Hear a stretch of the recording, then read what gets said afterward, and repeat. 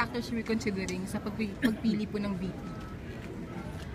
Well, ang pinakamahalaga dito ay dapat to the bones na tumatangkilik, naniniwala sa daang matuwid. No? Na hindi lang chaleco, hindi lang for convenience, hindi lang na sa salita. No?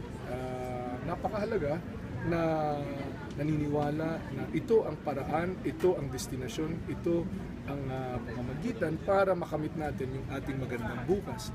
Hindi basta-basta, yung daang matuwid is not just a slogan, it's a way of life, it's a way of governance, it's a way of relating sa ating mga kababayan na kinikilala natin, na sila ang nasa sentro, kinikilala natin na sila ang ating mga boss, na ang pagtakbo sa isang tanggapan ay hindi para sa sarili or self-aggrandizement, pero para ipatupad at maisakatuparan ang mga pangarap ng mga kababayan.